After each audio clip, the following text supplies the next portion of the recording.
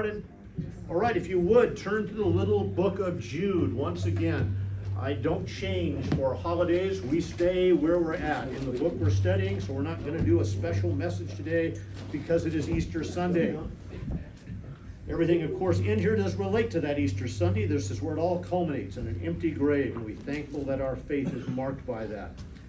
Jude is an often overlooked book. I was talking with Addison, and we both have the complete set of Spurgeon's sermons. I have Spurgeon, the Prince of Preachers, he's called. I love his stuff. And it is amazing that Spurgeon never spoke, has no lessons on the book of Jude. And that is not uncommon, I have found. And going back through some of my favorite preachers, a lot of them avoid the book of Jude. They just don't want to go here. It is a difficult book. It has some things in here that are hard to understand and deal with. They don't want to dig through it. And also, quite frankly, it's a book with a subject matter that isn't all that thrilling to us. How often do you want to read about apostates? How much do you want to talk about those people that would attack the church? But that's what this book focuses on. Second to last book of the Bible, and Jude prepares us for a fight. This is the message. This is the placement of Jude. He is telling us that you are going to have to contend for the faith. This is the reality of the life in Christ. We need to deal with this. It is his only topic, and we're going to look at verses 11 to 13 this morning, dealing with that again. But I wanted to give you a little backdrop and another sense of this. I like to give you historical illustrations that I hope help you understand it. If they don't help you understand it, I have a lot of fun just doing the history, so maybe this part's just for me. But we deal with these things. What is the apostate like? As we've told you, the apostate is the one that wants to continue to shift and move the bar for what is acceptable and what is believable. They want to continually change our understanding of morality, our understanding of God's word, our understanding of the very definition of Jesus Christ. And always that is the thing. They want to negotiate you away from the truth. They want to start with that. They want to make you think that these minor shifts, these little things just don't matter. That is at the heart of apostasy. And history, as I said, is replete with stories that give us a sense of how that game is played. Now, how many of you are big readers of World War II history? I figured there'd be 2 of us, 3, okay. This is just, we'll talk over here. You guys, we'll get back to you in a moment. At the opening days of World War II in the late 1930s, Hitler rises to power. And Hitler is playing a game that the apostate plays, and that is moving the bar. And there's a frustrating period in the time before war is actually declared where there's a back and forth where Hitler is made. First, he annexes Austria. Now, you remember his justification for taking over Austria? They were German people. They spoke German. They had German. They belonged to the fatherland. And so it isn't that I want war. It isn't that I'm trying to seize territory. It's just that they really deserve to be in the fatherland with the rest of us. Then he set his sights on Czechoslovakia. Part of Czechoslovakia, where the German-speaking people were once again. And amazingly, all the German-speaking people would mean that the line that Czechoslovakia had built to defend itself would fall into German hands and there would be no ability to fight him. Amazing how that worked out. But again, now the world is getting worried. He's getting things. And there's a man in England who is saying something that is not very popular. His name was Winston Churchill. And Winston Churchill was out of favor. He was not in power at this time. He was seen as a pariah in the political realm. And Winston Churchill is telling the people something they don't want to hear. Remember, World War I has ended some years ago. Nearly an entire generation of young men has been decimated in Europe, and they are war-weary. And Churchill is saying something they don't want to hear. Churchill is saying, you don't understand. We are already at war. We have just not decided to fight it yet. And they did not want to hear that. And so they sent Neville Chamberlain to Europe, to Germany, to speak with Herr Hitler and to work out a deal. Now, amazingly, the deal involved giving away half of Czechoslovakia. Czechoslovakia had nothing to say about this. They weren't even invited to the meeting. So European powers, primarily England and Germany, decided we'll give away half of Czechoslovakia because that's all he wanted. That was as far as his ambitions went. There really was no reason to be worried about this. So on September 30th of 1938, Neville Chamberlain comes home and declares famously peace for our time. Yeah, that worked out well. Peace for our time, because we had given enough in negotiation. Hitler didn't want the rest of Czechoslovakia, didn't even know where Poland was. There was nothing to worry about. That was September of 38. In March of 39, Hitler overruns the rest of Czechoslovakia. By November of that year, he overruns Poland, and Germany is at war with England, whether England wants it or not. And Neville Chamberlain is gone, and Winston Churchill, the man no one wanted to listen to, is in charge of England. It is always a question of, you really don't want to fight over this, do you?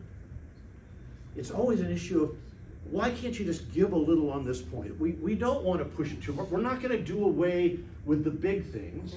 It's just these little things that don't matter.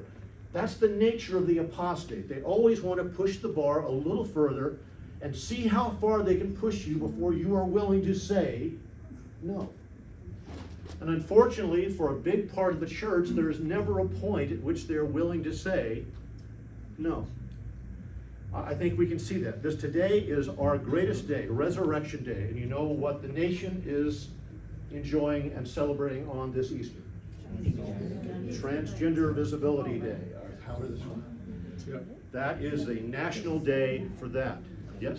Could you say a better example is even just saying, we just want to get married. That's all we want. We want to move the ball just right here. And that's where it started. Does that word matter that much? Who cares who puts a ring on whose finger? And that is where the game was played. And now we're at a point where the national government purposes to have a day on Easter.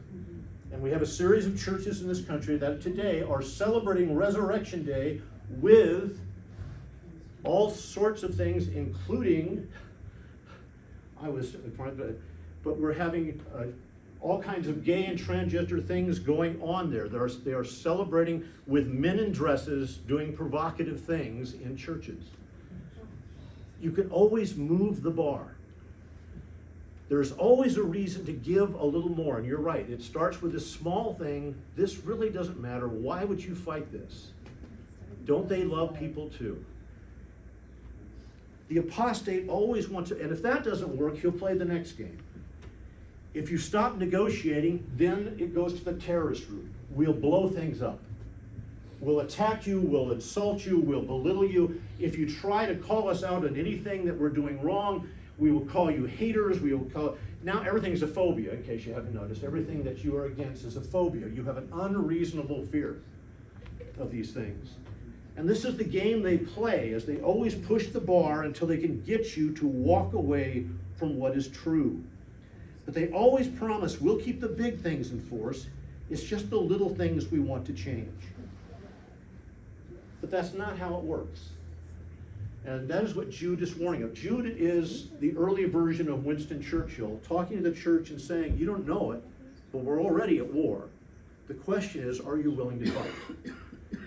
The war on the truth has never stopped, it never will, and the question for every Christian comes down to, will we fight it?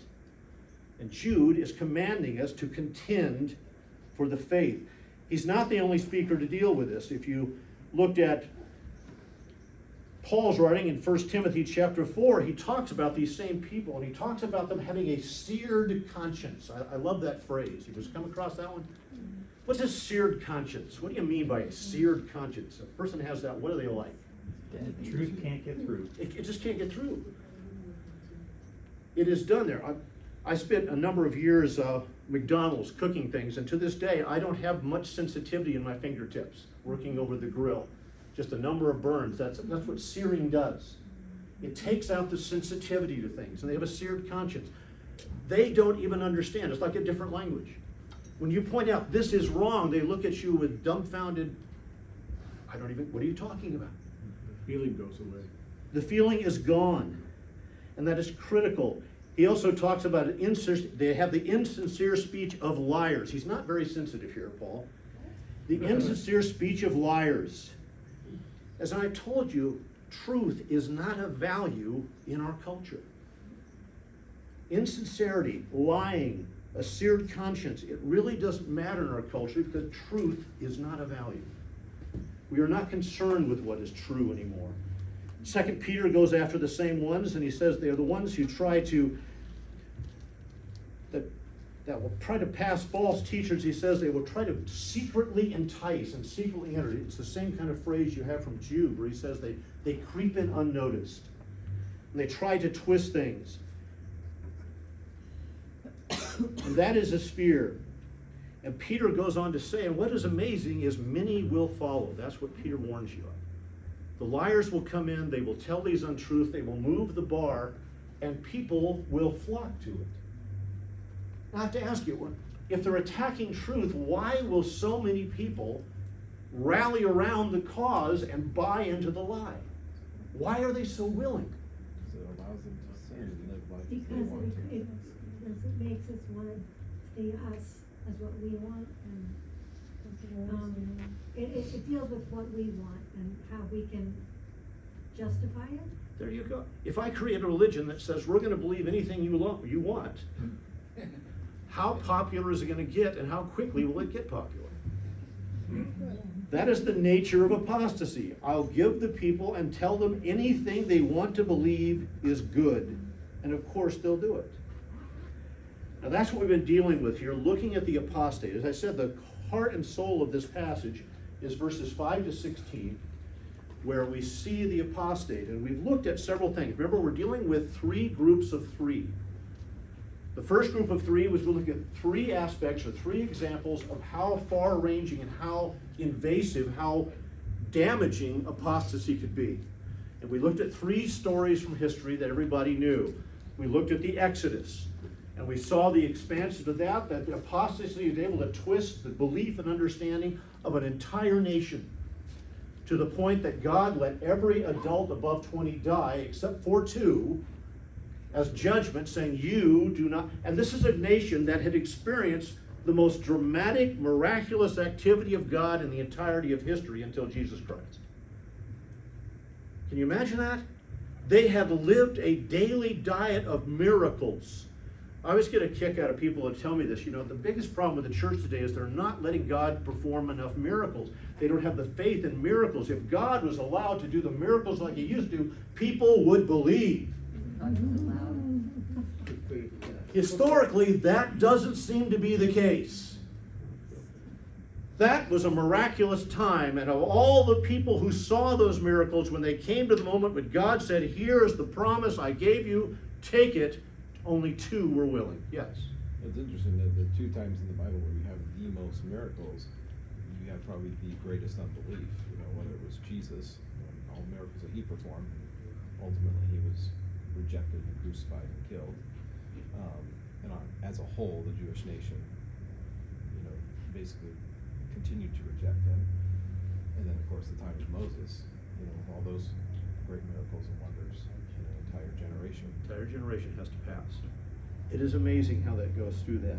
So we got to see that one. Then we got to see the apostasy of angels, and we got to see where God looked at twisted families that were now demonically controlled and inspired, and God has to cleanse an entire planet.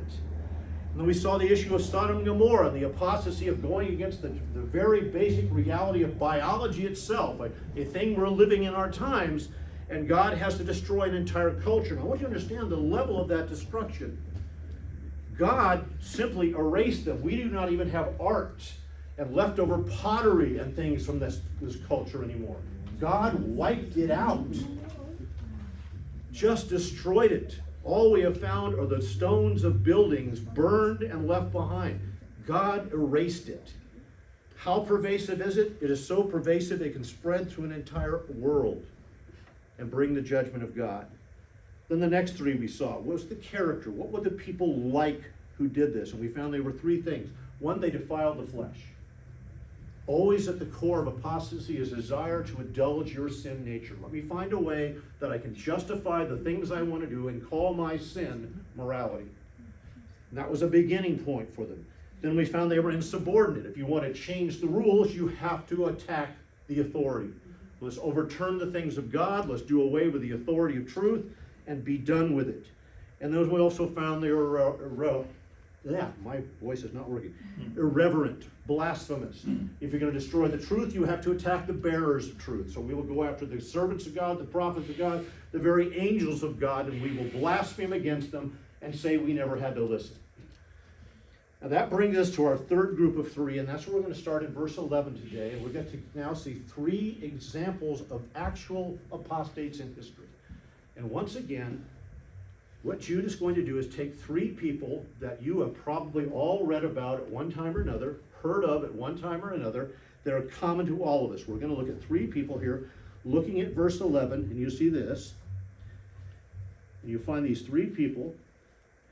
Woe to them, for they walked the way of Cain and abandoned themselves for the sake to gain to Balaam's error and perished in Korah's rebellion. So Cain, Balaam, and Korah. Does everybody know these three stories or been familiar with them to some degree? Three basic stories that we're going to talk about. Three places where apostasy begins. And what I want you to notice is how apostasy grows. From each of these people, watch how it grows in the nature and scope of it. Let's start with Cain. Cain is from Genesis 4. And you should all know the story of Cain. This is an intriguing thing. Who is Cain? Okay, it's just quiz time. Brother of Abel. Son of the very first child of Adam and Eve, followed by his brother Abel. You see that here. Now Adam knew Eve his wife and conceived and bore Cain, saying, I have gotten a man with the help of the Lord. And again she bore his brother Abel. Now we have the two things that you're going to find. These two guys chose two very different scopes for their livelihood. What did Cain do and what did Abel do? What was Cain's thing? What did Cain do? He's a farmer. He plants. And what does Abel do? Shepherd. He's Bible. So you basically have a farmer and a rancher. Here's the truth for you, John. The rancher is clearly the more loyal and godly of the two professions. This is all for you right here. You have the two. So one of them is basically a farmer. The other one is a shepherd. It comes time to do an offering before God. It's time to do worship. And what do the two men do in our story? What does Cain bring to God? Plants from his fields. He's going to bring from his crops. He's going to bring that. What does Abel bring? Animal. He has a burnt offering. And then you have this. Cain's offering was rejected.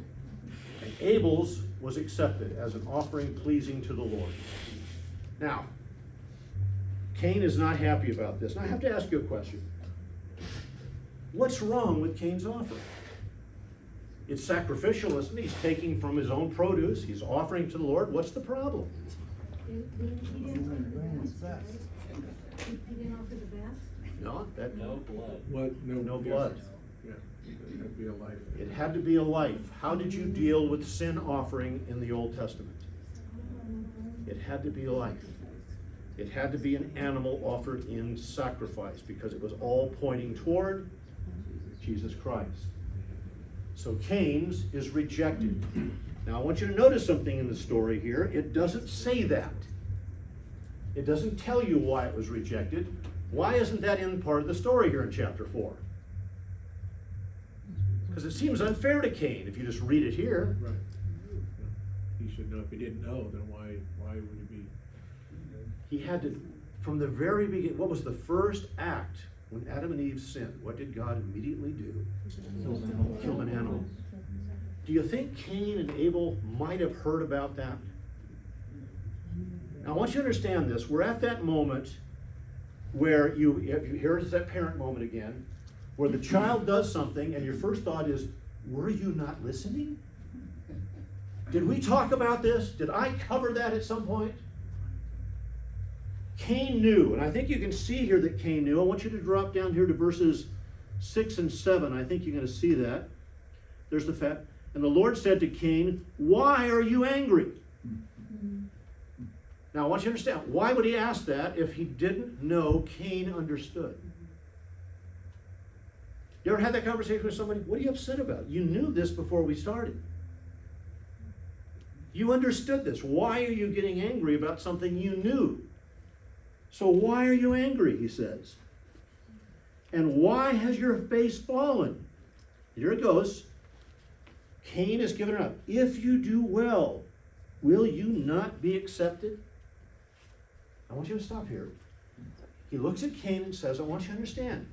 You're upset. You shouldn't be. You have no right to be. Your face is all twisted up because you're angry about something. But if you'll just stop, if you'll just get a hold of yourself and do what you know you're supposed to do, everything will be fine. Cain has this moment. God is offering Cain the chance to repent and get back on the right side. But what does Cain do? It's mad and angry. He spills blood, but not the blood he was supposed to spill. I'll make a sacrifice. There you go. Now, I want you to understand the beginning point here for apostasy. The apostate wants to worship God on their own terms. I'm going to do it this way. I know what God said, and I don't care. I want to do it my way. And the apostate is confronted. Here comes the real thing. Why does the apostate hate the believer so much? Light shines. Abel's sacrifice. Abel had done nothing to Cain. You understand that? We don't find anything in here where Cain comes in and just makes a show and no, Cain. Abel does exactly what he's supposed to, and he's only in trouble with Cain because he did what he was supposed to. The anger of the apostate is that your action as a believer exposes their untruth and their sin. That's the anger. And what is the only way to get rid of that problem? Kill, do away with, shut it down, destroy. This is what we're seeing in our culture. You can be Christian. I don't have a problem with your Christianity. It's just, can't you keep it as a personal and private thing? Why does it have to be personal and private? So it won't bother you. So it won't bother me. Because I want to do this, and I don't need you putting a light on it. Cain's sin is entirely based on a hatred of being exposed for his attitude. Cain was going to worship the way he wanted to. This is the beginning point of every apostate. They make a decision, I want to do it this way. And I know I'm wrong, and I don't care. I don't care. Cain is given the opportunity. You can back this thing up. You can still work it. Cain is not interested. Now this is the beginning. Cain made a decision for himself. This is just for him. Cain has made a decision for himself. I want to worship my way. Here's the next level. Balaam. Anybody know the story of Balaam? We all know Balaam's donkey, right? The talking donkey. This is what we know. But this is a much longer story. Balaam is an interesting character. He shows up in Numbers 22, Numbers 23, Numbers 24, and again in Numbers 31. Balaam has a long story. Now I want to be very careful. What was Balaam's profession? He's a prophet for hire. That's exactly what it is. He's a traveling gun spiritually. That's what he does. I want you to understand this. Now people sometimes miss this. Balaam is not a Jew. This is not God's prophet. Balaam is a prophet in the region that is known for being a prophet for hire. And here's the story as it opens. Balak is the king of Moab, and Balak notices a problem. Israel is invading the land, and Moab is in the land. And the nations are falling one after the other, and Moab is thinking, I need a way out of this, and my army's not big enough to guarantee it. So what does he decide to do? What does Balak decide to do? I'm going to hire a prophet with the power to curse Israel. Now I want you to understand how backward this whole idea is. Was there ever really a danger if Balaam had cursed Israel? No. Not a problem. It would have changed nothing. But God has a little message here. And what is interesting is Balaam, who has never met God before, suddenly has God talking to him and suggesting, not a good idea to go for this. Don't think you ought to do this. And Balaam, who has been a prophet but has never spoken to God, is suddenly talking to God. And Balaam goes, maybe this is not a good idea. But what was the problem for Balaam if he didn't do this? Missing out on a lot of money. He's not going to get paid. And Balaam has an issue. Here's the next thing I want you to understand about the apostate. The apostate is a greedy person. The apostate has a desire to build up a following because it means money, it means prestige, it means power. And Balaam doesn't know what to do. How am I going to get around this? And Balaam comes up with a plan. I can't curse them directly. God's going to get me for that one. There's no uncertain terms. I mean, my donkey has made a plan. I'm in a lot of trouble if I do this thing. I should probably go with a different plan.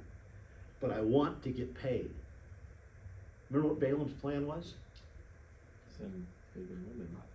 Here you go. He'll tell Balak, tell you what you do. Take your best looking women and send them down to the Israelites and entice them into sexual sin, and once you get them involved in relationships, then get them to worship other gods. Get them involved in false religion. And here's what's going to happen. I don't have to curse Israel. Their own God will curse them for their actions. You get Israel's God to do the cursing. Now that, I have to admit, was a stinking brilliant plan. Did it help Balaam, who got away with it? No. He died. He dies. Doesn't go well for Balaam. But the plan worked. And it caused issues in Israel, and it caused God to have to come down on his people for their sin. Now here I want you to understand the second level of what we're doing here. The second level is the apostate never wants to just do it by themselves. They need to entice other people into the sin. They need others to be involved in it because you do not want to be the only one. Why? Because if you and I both tell the lie, we'll believe it more readily. We want to get as many people to buy into the lie as possible to make ourselves believe we're doing a good thing. And it means that a following means power. It's an intriguing thing. Balaam reveals about the apostate is this desire for money and power and for control. They are not just religious. And again, understand the nature of the apostate. Did Balaam know what he was doing was wrong? I mean, it's hard to miss, right? God had spoken direct. God spoke to him through the donkey. You'd get the impression Balaam had his warnings. This is not a good idea. The apostate is not misguided but well-meaning. They have looked at the truth. They know exactly what they should do, and they choose a different path anyway. That is the nature of them. They know what they're doing. They know it's wrong, and they don't care.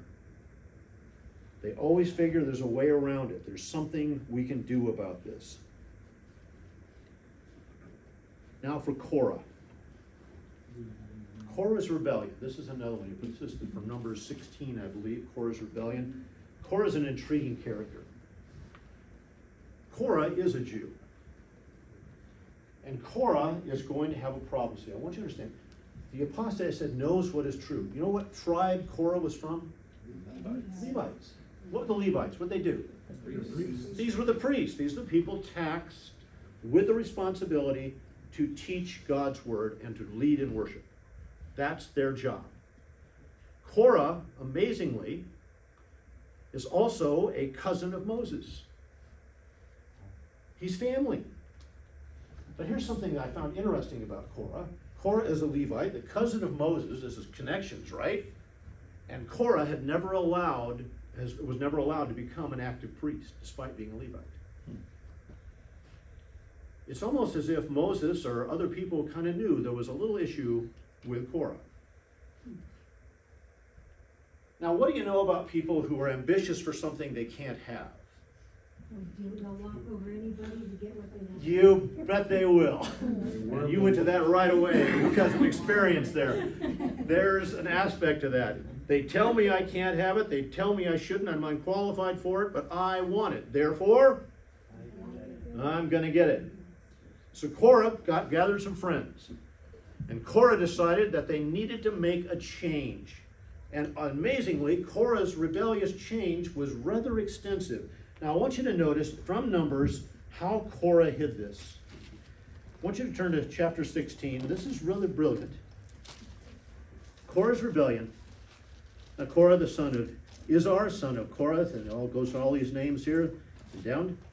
And they rose before Moses with a number of the people of Israel, 250 chiefs of the congregation, chosen from the assembly, well-known men. And they assembled themselves together against Moses and against Aaron, and said to them, "You have gone too far, for all in the congregation are holy, every one of them, and the Lord is among them. Why then do you exalt yourselves above the assembly of the Lord?" Now think about this for a second. Here's what Korah basically says. Why should we listen to you, Moses? Doesn't God love all of us? Aren't we all God's children?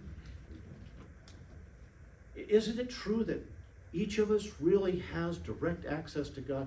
I want you to think about this. Korah is actually kind of playing with some New Testament theology here. Aren't we all baptized into one Spirit? Don't we all become children of God once we're saved? And aren't we all called a royal priesthood?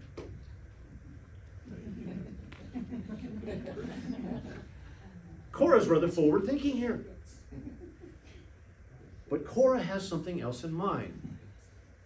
Now, I found this interesting in the New Testament. Even though we're all a royal priesthood, have you noticed that there's still the aspect of elders, deacons, shepherds, teachers that God assigns to teach his people? That there's differences in authority and function? Well, it's most interesting. There's still leadership. Korah's plan is this. You know what, Moses? Since we're all this royal priesthood, since we all are God's children, you know what's wrong is for you to be teaching us. We ought to be able to teach ourselves.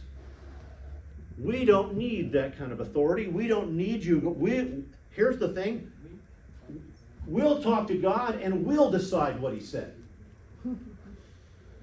For ourselves. Now, I want you to stop there for a second, because it's always interesting that when people start talking that we're all equal, all of us, isn't it interesting that people that propose that always wind up as the leader of all the people who are equal and don't need a new leader? That's where Korah ends up. And Korah has this plan and says we need to do with it. Now, here's where the elevation comes. Cain just decided for himself, I'll worship my own way. Balaam decided, I'm going to entice other people away from God. Korah decides, we're going to tear down everything God said and replace it with something else, and we're going to do away with God's leaders and replace them with someone else. Apostasy has now moved from, I'm just going to alter some things, to, I'm going to alter some things with some friends, to, we're going to get rid of everything God said for a new body of truth entirely. It's a new age. It's a new age. Korah is called rebellion. I think it's interesting. The word for rebellion is antologia in the Greek. Anti the word. It literally is to rebel against the word. It is to decide that we don't need. Do you know why God had to write his truth down? So they know if it's going to be changed. Because there's always a Korah. There is always someone who wants to alter what God has said, and you have to have a standard to test that against. Korah's desire is open rebellion. I'll just tear it down. This is where we go into Judges, where it says everyone did what was right in their own eyes. There's a reason that we're concerned about this. I've had any number of people over the years that tell me that, well, the Holy Spirit spoke to me and told me this. And I will never deny that the Holy Spirit can speak to them, but I always say this: did you test that message against the Word? Did you stop and ask, is this accurate to what God said? Because if you didn't, you're in the place of Korah. You have decided, I will hear from God and I will come up with my own body of truth. That's how we're going to go with this thing. And Korah makes that. Now, when you come up with this new religion, Korah comes up with this idea and says, we're going to have this own way.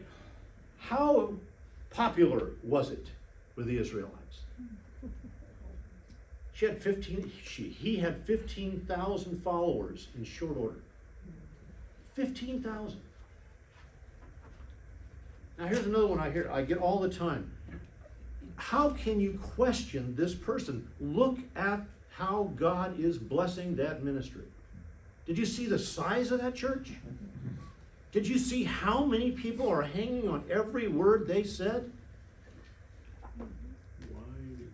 So what? Wide is the narrow. There is no proof in Numbers that you are doing what God said. Korah had 15,000 followers for a moment. Because if you read down through the rest of chapter 16, soon there is no following and there's no Korah. God literally opens up the ground and swallows them. No funeral. So there seems to be a slight problem with Korah's rebellion. These are the three aspects of it.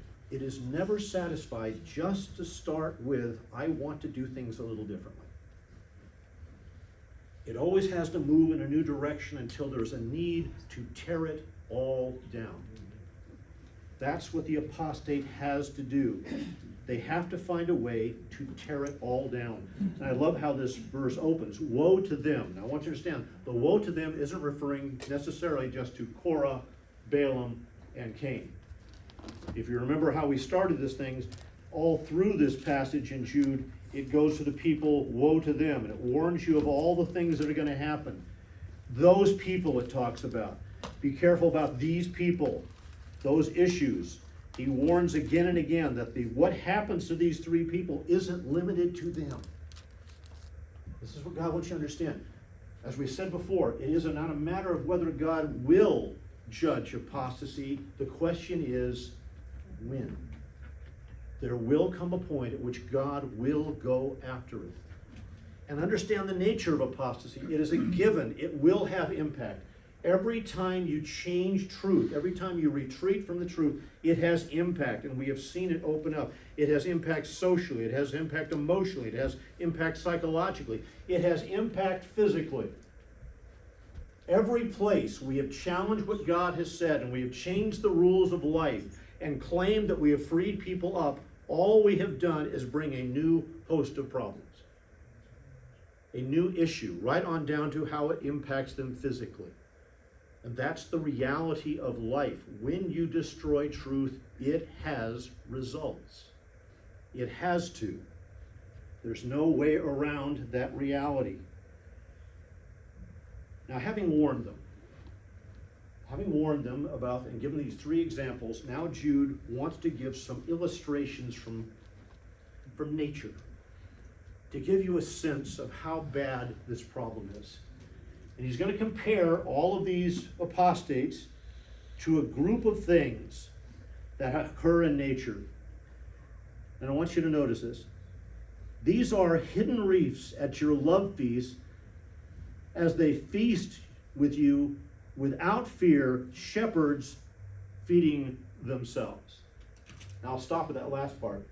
What is the first job of a good shepherd? Feed the sheep. Then you eat. So they've got it reversed. But I find it interesting. I think this guy had to be familiar with Paul's letter to the Corinthians. Because he brings up this whole thing of love feast. Do you remember a story in Corinthians about what happened at the love feast? What happened at those when they got together? Party time. It became a frat party. There was drinking, there was carousing, there was all kinds of stuff going on. And he's making a direct reference. I want you to understand, it got so bad in the early church, they stopped doing the love feast and we had the more structured, formalized communion because the people wouldn't control themselves. They had that big a problem. The love feast was the communion, it became a full meal, and the church stopped doing that until the Baptists brought it back as the potluck. But we stopped because people couldn't control themselves. They got out of hand, and the church had to structure it differently. And so he goes after that, the hidden reefs. Again, that whole idea. That's that issue of the harbor where you're coming in and you can't see the rocks, which are just enough below the surface you can't see them, but are high enough that the boat will be torn to pieces if it goes over them. He says that's what they do. They go in and they change things subtly, and you don't notice until it's already killing you. Unless you're watching, you don't know that. That's why they always get the harbor pilot, the person who has gone through and looked for those dangers. I want you to understand that. That is the job of every believer, to be the harbor pilot, to plot out and look for the dangers and identify them, to not let them remain hidden, so that you can go in there and take the pilot's point and say, here's the safe way through. I've used this example when I do weddings with couples, and I always talk about to the husband first, and I say, your job is to be the point man. I don't know if you know the military idea of the point man. The point man is the guy who's going to get shot first. But if he doesn't do his job well, but here's his job. The point man is to plot the course. They were very big in Vietnam in the jungles there, where they would set all these traps for our soldiers and so forth. And the point man became the guy who was really good at finding and identifying the dangers and notifying the people. He would mark these and say, don't step here. And the thing was, if you would walk in the footsteps of the point man, you would be fine, because he had identified what was dangerous. He had pointed out the traps. And gentlemen, it is your job as leaders to watch for that sort of thing. Watch for them for your wives, watch for them for your children. Identify the dangers in life and make your family aware of them. And you can't do that if you're not looking for them, if you're not aware. The bad point man just leads his people into an ambush. This is the nature of what it's hidden reefs, and he says you've got to identify them. My next favorite one, notice this. They are clouds without water, swept along by the winds. That's an interesting description. What does he mean by clouds without water? Without water, everything dies. But here's the thing. They look like they're going to deliver. You ever had a day darken, the clouds get black, it's pitchy white, sure and smells like rain, and it looks like rain, and then nothing. We get a lot of that out here. The wind hits, the clouds disperse. Here's his description. The apostate always presents himself as someone who's going to deliver really great things to you. I've got truth these other people have been holding out on you. We've got things that are going to make life so much better, because we're going to change this and get rid of that intolerant attitude. And they make all these promises. They always have a promise. And they're always blown by the wind. The winds of culture are always moving the clouds to a new position, a new idea, a new understanding, and they can never deliver because there's nothing there. All they can do is give the sense of delivery and never produce. Clouds without water. And this one's really good. They are autumn trees without fruit, doubly dead and uprooted. Now, that's a really bad tree.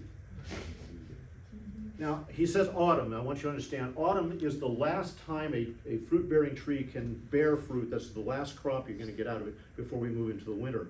So he says this is the last chance for these trees to produce something. They've been promising for a while. This is their last chance to produce. But what are the odds of these particular trees producing? What do you notice about these trees? Twice dead, not just once. Now, what is a twice dead tree? Firewood. That's what you can see a tree that, I wonder if there's something wrong. It's not producing. You think that tree is dead or done? But a tree, you go up and it's just, you ever see it just so brittle? There's no moisture in it. It is absolutely dried up and dead. But he's not done with that description. So they're twice dead. There's no fruit. Might be a problem. They look twice dead. Clearly time to burn them. But now what does he say? They are uprooted. The tree has been pulled out of the ground, thrown on its side, and there are some people stupid enough to come along. I wonder if we get any fruit out of this. This is his description of the people who follow the apostate. Did you not notice the tree is twice dead and uprooted? That's how ignorant you have to be to stay following this. And he begins that they can't bear fruit. Did you not look closely? There's nothing there that gives life. Can you see examples that in our culture that people keep coming back to the failed promise again and again and expect a different result, knowing it has failed every time? There's a classic example in the whole philosophy of that. We look at that with what people are doing with laws in our cities and stuff, and you look at it and go, did you not notice what happened when we did this? And we'll come to it again and again. And in the church, we have people doing the same thing with the same lies. It is amazing how the same false teaching comes around again and again, and people follow it again and again. He says this, there are waves stirring up foam. That's an interesting one. In Isaiah 57:20, it talks about how the unsaved are like the ocean. You ever watch the ocean? It never stops moving. It's always in turmoil, isn't it? The next wave is always coming. And that's what he's saying. There's no peace in these people. But here's the biggest thing. It's talking about it's stirring up foam. Have you ever gone to the beach after a big storm? All the garbage is on the shore. Yeah. Dead fish, garbage, all kinds of things, all thrown up on the shore. He's saying this is basically what you have in the apostate. It's moving, it's churning, and all it churns out is garbage. All it does is strow the beach with things you want to throw away. This is the nature of apostasy. For all its activity, for all the churning and the power. And again, have you noticed how upset, how violent sometimes these apostates will get, how demanding they are that you change to suit their beliefs? They're always stirring. They're always outraged. And they produce nothing. They produce absolutely nothing. Except for converts. Yes. Going to the, now here's what, wandering stars for whom the gloom and utter darkness has been reserved forever. This is an amazing, I like this one. Wandering stars. Now, what do you think Jude means by a wandering star? Shooting star. A shooting star. Now, a lot of people go to the idea of a shooting star. What is a shooting star really? Is it a star? It's a rock. It's a rock. It is something that is burning up, quite literally, isn't it? It looks really spectacular, but what is happening to it? It's being destroyed. So it's really just all show and no producing. That's one thing he could have in mind here. Maybe he's talking, he says, apostates are like shooting stars. It's all that shiny moment for nothing. Yeah. Well, I know, like, navigators and stuff, you go by the stars. So if there's a wandering star and you're following it, you are in big trouble. I think this is more in line with what he's talking about. For thousands of years, how has man plotted his course over this planet? Stars. And why has he done it by the stars? Because God They're keeps them fixed. there. We know that the universe is moving over time, but the thing is, the star, you can plot the stars. You know where they're going to be. In 20,000 years, we can tell where that star will be because it is a fixed pattern to that star. The apostate, he says, is like a wandering star. Have you noticed how often they change their absolute understanding of absolute unchangeable truth? Absolutely. Absolutely. We have a new absolute fact every week, it seems like. We can change the rules at will. We can change the destiny at will, and we don't seem to think there's a problem with that. And he's saying this is the nature of the apostate. It's like plotting your course on a wandering star. Anybody ever thought what would be the impact if our sun just started moving around in the solar system? That could be devastating. We have to understand, in terms of what they talk about the finding what they call the Goldilocks planet. How often will you find that? You know why they call it the Goldilocks planet? Because everything has to be just right. The sun can't be too close, or what happens? It burns up. Can't be a little too far away. Freeze to death. Everything freezes. It has to have all of these elements in perfect balance. If that star started moving around, bad things happen. And it's gotta be for a certain amount of time, because there has to be a growing season and so forth. Yes. Can't be just for a few days. Again, the orbit isn't just the sun, it's an elliptical thing, right? Some parts this year it's further away, others it's a little closer. Almost like someone knew that's how it had to work for life to flourish. There's a rotation. There are things that all have to happen together. Almost like it's designed. We also found that like birds chirping, I've heard on the scroll, if you've read that to come across your scroll, about birds chirping wakes up plants. That's amazing. I Wakes hadn't up heard that. plants. That's funny. And that's why you hear all these crazy farmers sometimes that play music to the cornfield, it's like that. It wakes up the plants and they grow like. So all those studies about putting classical music as opposed to rock for your plants actually do make a difference. Yes, it does make a difference. That's funny.